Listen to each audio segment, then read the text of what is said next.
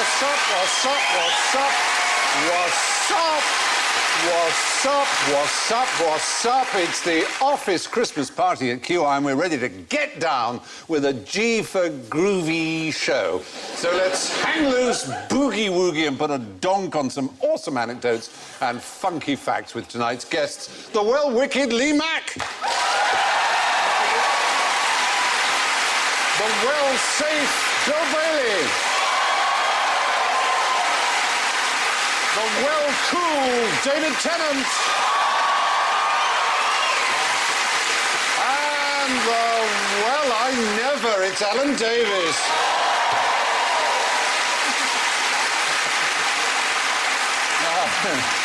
We were slightly afraid that you may not have heard enough Christmas songs in the shops this week, so Lee goes... It's beginning to look a lot like Christmas. Ah, Bill goes... So here it is, Merry Christmas. David goes... Last Christmas, I gave you my heart. And Alan goes...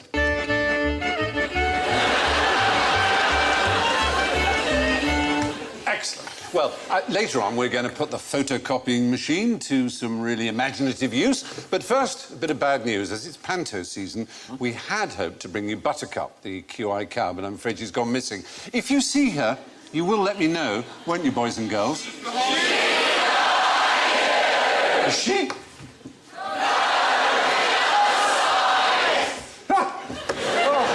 Boys and girls, I wish you'd warned me earlier. Hello, Buttercup. Great to see you. What I'd like you to do is to do a demonstration for the boys and girls. Can you do that? Would you like to go around the front and do? Now, what Buttercup is going to do...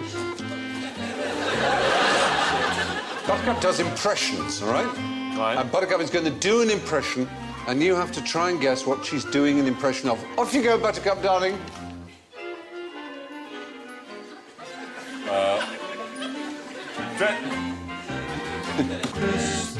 Is it two out-of-work actors? Oh, they're stamping their tiny hip. There we go. And... Is it the way of walking? Ah, Slightly- brilliant, Alan, Is it yes. with the legs not being in opposition or something like that? Yes, because cows don't normally walk like that. So she's doing an impression of... A freak. A cow with an inner ear problem. Or of an animal that does walk in that way. Left, right, left, right. left. A weasel. Lovely idea, but not a weasel. Oh. There are a couple, actually. Rhino?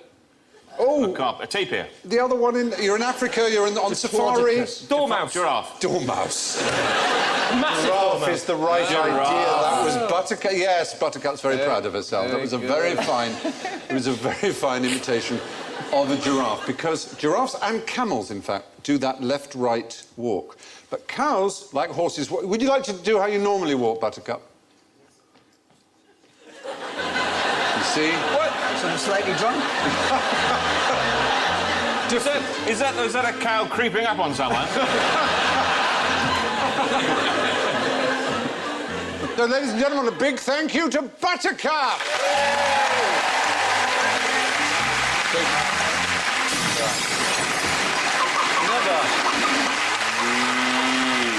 Never, ever in the history of show business has the phrase "don't milk it, love" been more appropriate. But you're right. I mean, you've got to have points, Alan, because the whole question was about the gait of four-legged animals. And do you know when it was decided, for example? There's how a giraffe there it actually goes. walks. That's how... Yeah. But who was it, do you know, for extra points, extra Christmas bonuses available, if you can tell me who the man was who was responsible for basically demonstrating to the world how horses, for example, ran, progressed? Is it something to do with cinema, moving images? Yes. It was... a French cinematographer. He was not French, no. No. His name was Edward Muybridge.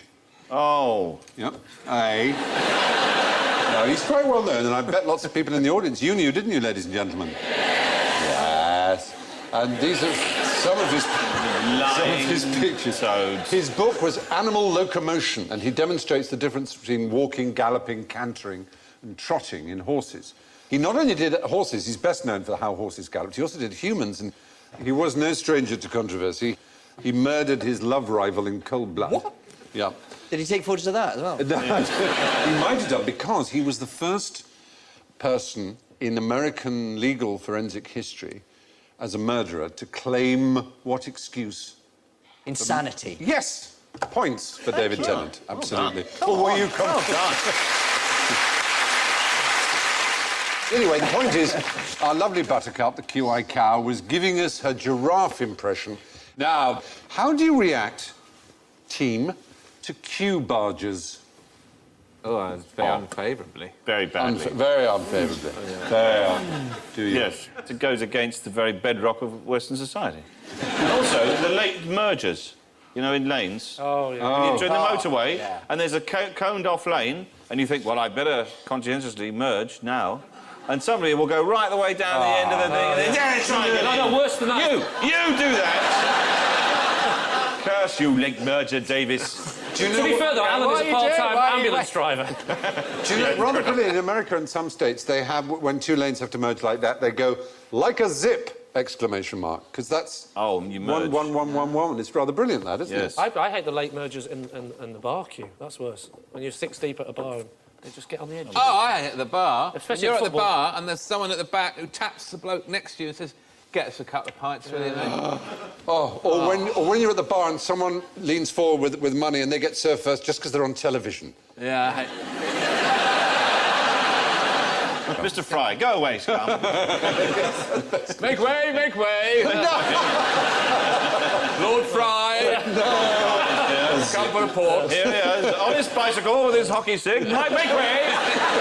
Make way, I Special say. bottle here, Mr. Fry. Spoken. Clear that table, get up, get out.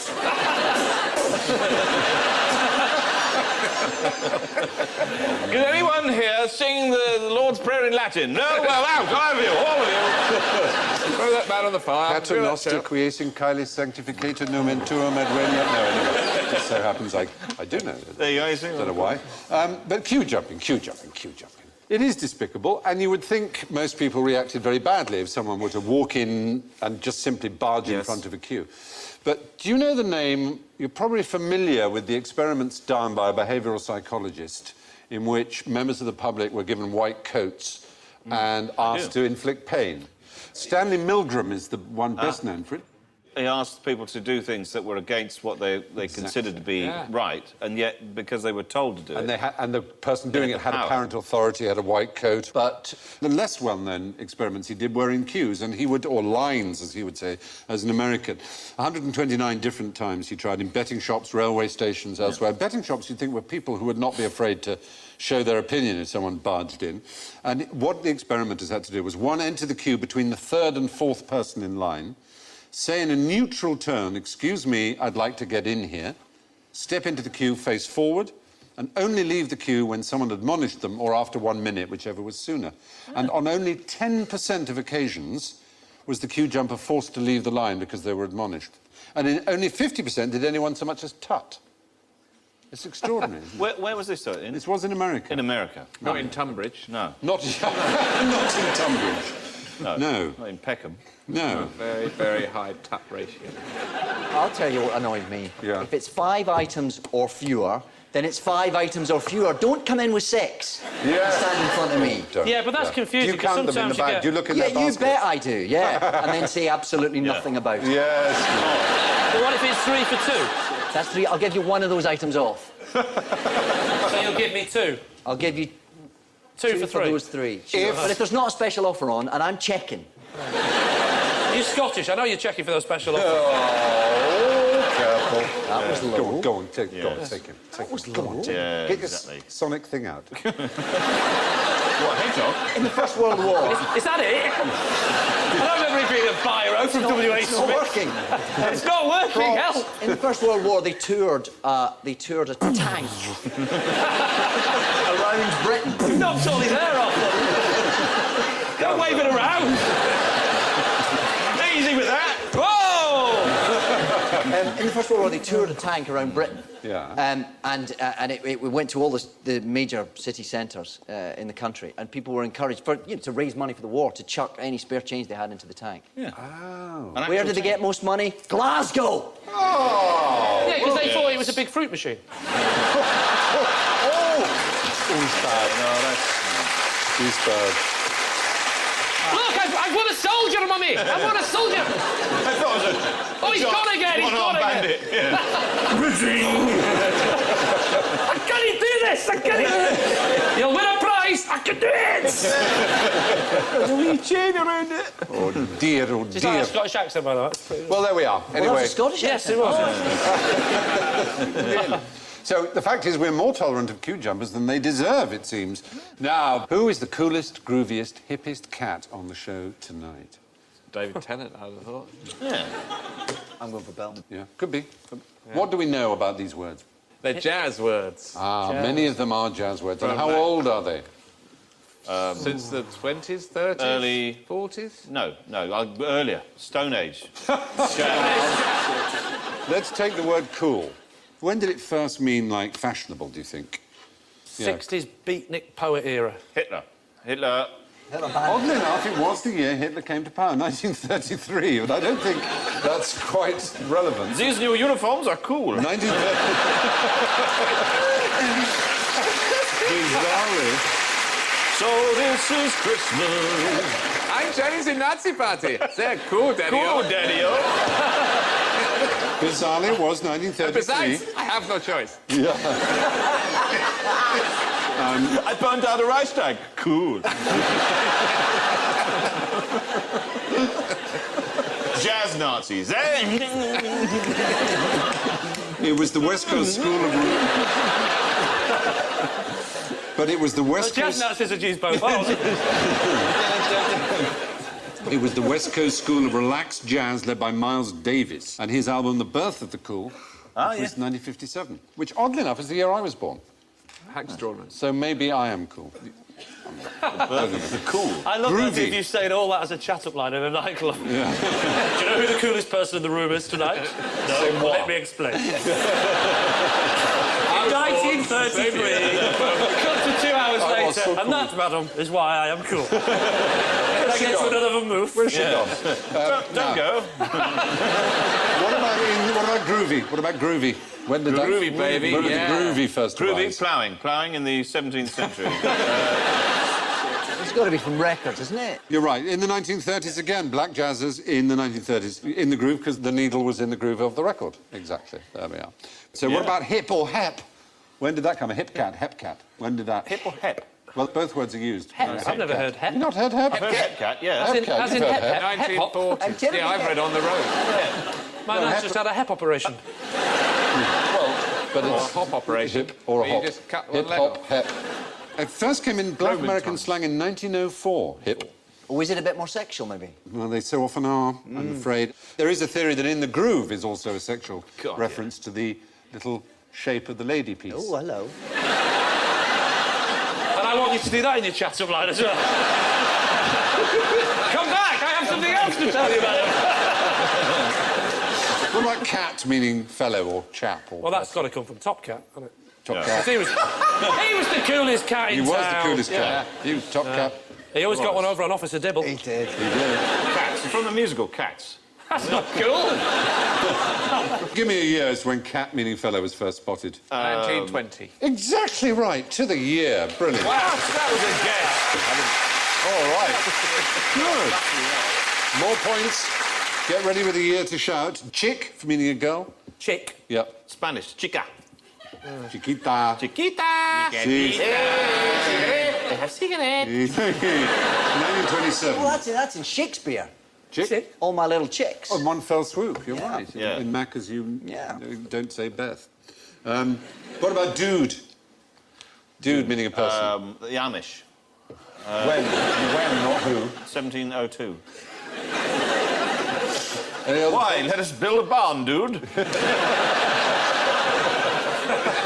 Any other thoughts? Neanderthal 1703. times. 1883. 1704. 1883, dude. Foxy. Pardon? I beg your pardon? Foxy.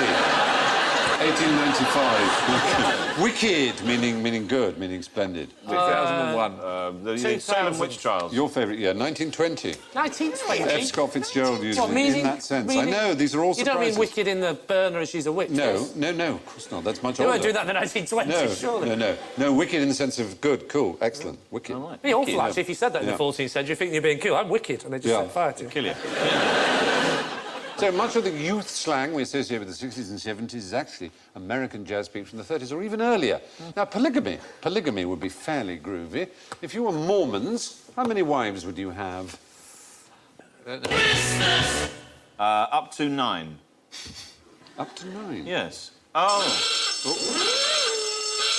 Well, that counts as many, I'm afraid. Oh, does Bill, it? I'm Up sorry. to 9? Yeah, up to 9 many. counts as many. Famously, yes, counts as many. Beyond Depends what 9. you're discussing, It's I several. suppose, After yeah. 9, yeah. Yeah. Totally different. If a policeman stops you and says, "Have you been drinking tonight?" So you can't go, "No, I've only had up to 9." You've had many, haven't you? No, not many. I have between 1 and 9, officer. What do you mean I can't drive a tractor at 4 in the morning through the shopping centre? I only had many. I'm just after some shoes. But as you probably know, that obviously Mormons are associated with plural marriages. Joseph Smith, the founder, had a divine revelation, apparently, telling him that he could have as many wives as he liked. But they were stopped Oh. by the American government because they basically said you can believe what you like, but you can't do what you like. So you can believe you can have as many wives as you like, but you can't But have it as a you practice. can't You actually can have it as a belief. And then, Does this mean it happens, but there's just no legal... no, it means it doesn't happen because they go to prison. But people live together in groups of up to 9 Yeah, without actually... they do. This is the weird thing about polygamy. We all treat it as if it's some terrible thing like incest. But actually, the weird thing is, if you deceive someone by having a mistress and a whole family, Yes. it's not against the law. But if you said to 2 women, look, I love you both, you're absolutely splendid, how would it be if I married both of you? And they said, OK, that would be breaking the law. Yes. It's kind of odd. Or a woman said that to 2 men. It's a tricky time to bring it up at Christmas, though, isn't it? Well, I just don't see why it should be quite so illegal if people are on for it, if they willingly enter it. If it's a deception, I think it should be wrong. Should it be capped at a certain number? Up to 9. Up to 9, I think. I think we bring in the Bailey rule. 10, that's 10. I'm not a slag. Well, so you say you can't actually do it, then? They don't condone polygamy at all? No, it's against the law. It's against the law. Fortunately, the head of the Mormon church, just as it was being announced as illegal, had a convenient divine revelation telling him that the practice should stop. So God just came in at the last minute. That's good. Isn't it handy when That that is happens? handy, Yeah. that's good. There are, of course, the lovely Osmonds. Aren't they lovely? Are they all married to each other? Is that... They're Mormons. Oh, right. They're members of the Church of Latter-day Saints, I think they call it. And then, what teeth? Beautiful. They were rubbish. Were they? Were they? Apart from little Jimmy Osmond, he was a long-haired lover from Liverpool. Yeah. And Well, there was, of course, it was Big Graham Osmond, the one they kept in the attic. who had terrible teeth. He had one massive hand, Yellow like a teeth. claw. Yeah. But he wrote all the songs. By groaning them, he groaned them into a tin can that was connected by a piece of string.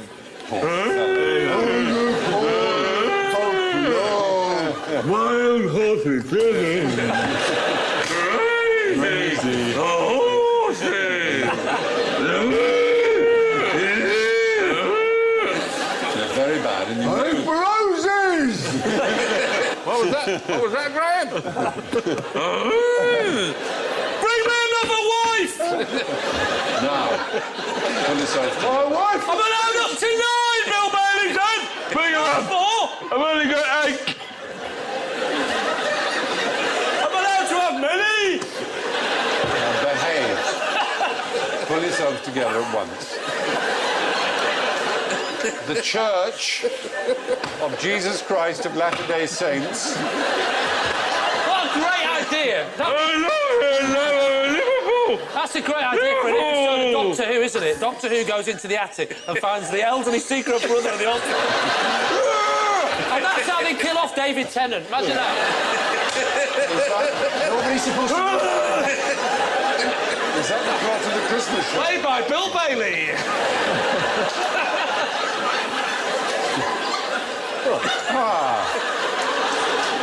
You're all sick puppies. Very ashamed of you. The Church of Jesus Christ of Latter-day Saints, the Mormons to whom he has forbidden polygamy for 120 years, as it happens, which brings us neatly to the magical mystery tour that we call General Ignorance. So, if my Fab Four are ready, put your fingers on your buzzers. What are these gentlemen spelling out in semaphore? Christmas. Yes. Help! Oh, you'd think, wouldn't you? Oh, honestly, Paul McCartney died, and there's a replacement or something, is You're not quite that, but you it? I Am the see- Walrus. No. Yeah. We is George, John is All, Paul is Liv, and Ringo is Yellow Submarine. But not in one. Not in, no. No, right, OK. That's the elderly brother of the Beatles that's not allowed to be seen. Don't start. Yellow Submarine! Now. Hey, dream believer! Oh, that was the monkey.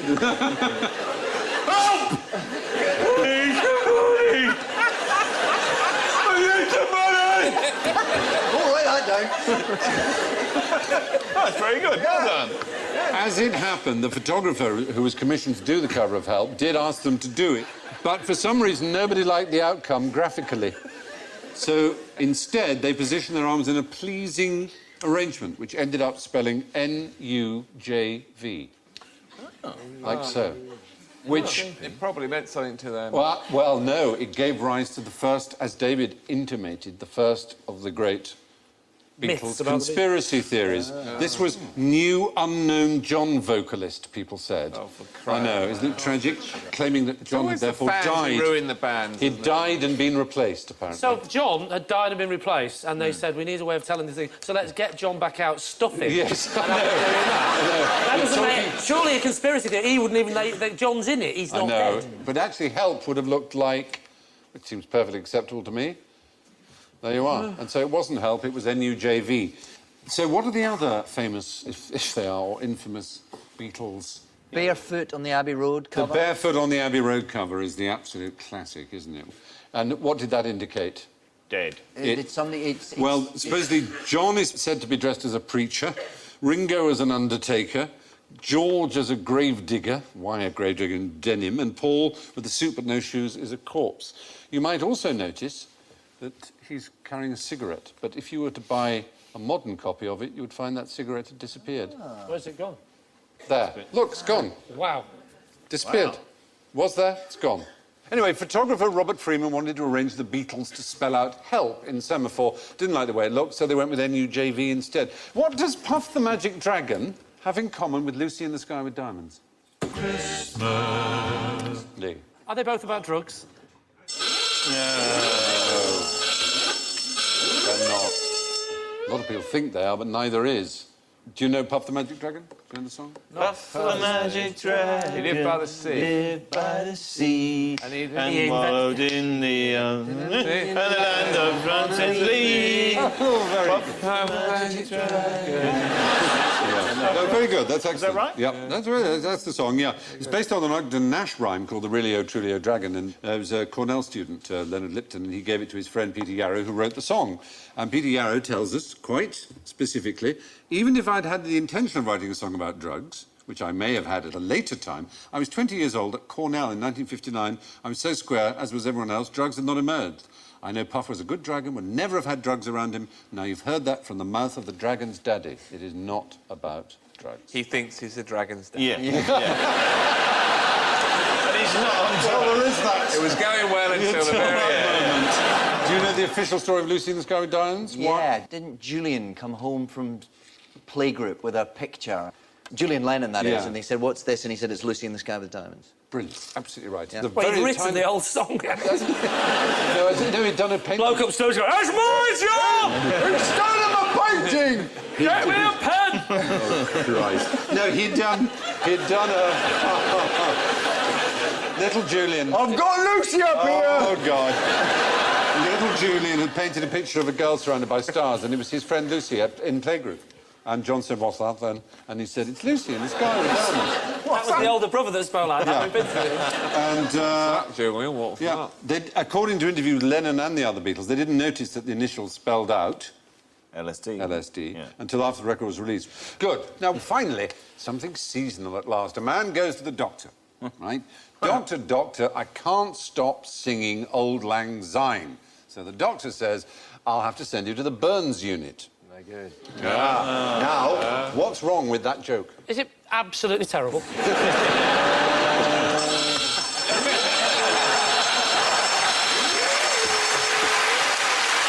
Let's see. Now, any other thoughts?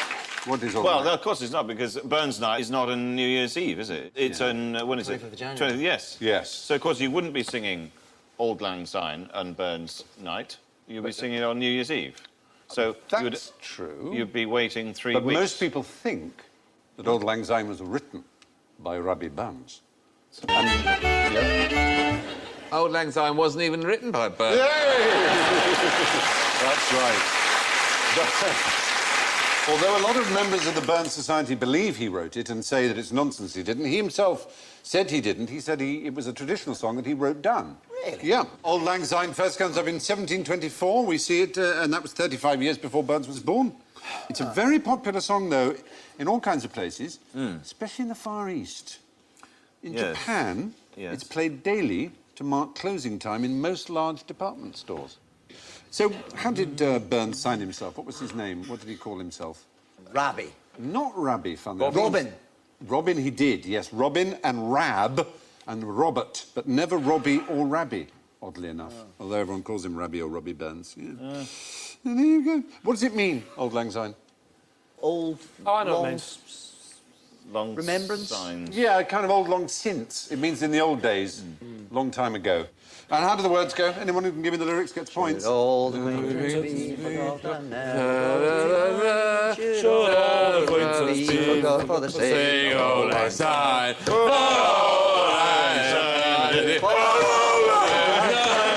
We'll take a couple kindness yet for the sake of old lang. Oh, yes, 4 points. Spot on. There you go. But all that sex, drugs and rock and roll brings us to the end of the QI office party. And before we tell the boss what we really think of him, let's see if everyone has scored and what they have scored. Well, bless my blimey. With minus 29 points, I'm afraid our last place loser tonight is Lee Mack.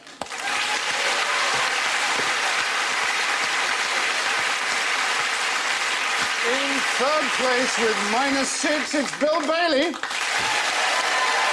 Oh, this is getting tense. First appearance, second place, -4, David Tennant. Which can only mean it's not only Christmas, it's a blue moon with +5. Alan Davies is the winner!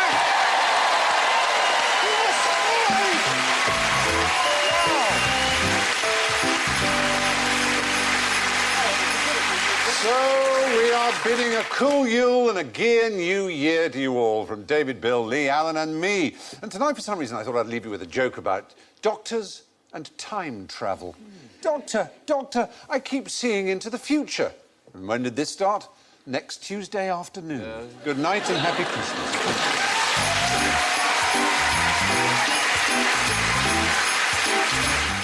More Christmas Eve comedy to come on BBC One. Ed Byrne is guest host, live at the Apollo next.